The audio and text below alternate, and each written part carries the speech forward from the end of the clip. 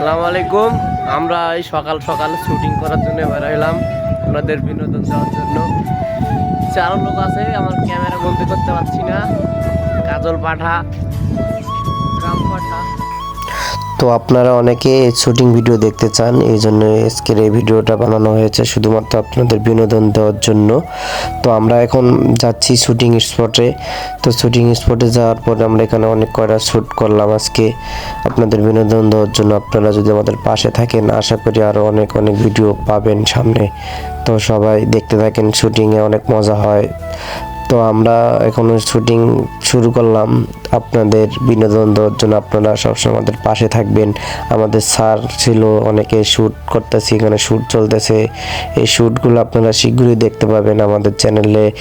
Like comment share করে notification on করে রাখবেন, শীঘ্রই শ্যুটগুলো দেখতে পারবেন। তো এখানে অনেকে শ্যুট চলতেছে, মজা মাস্তি। দিন শেষে আমরা অনেক আনন্দ ফুর্তি হাসি কান্না করার পর আমাদের ভিডিওগুলো আপনাদের কেমন লাগে জানি না, অবশ্যই আমাদের কমেন্টে জানাবেন। আমাদের শুটিং টাইম ভিডিওটা আপনাদের কেমন লাগলো সেটাও জানাবেন।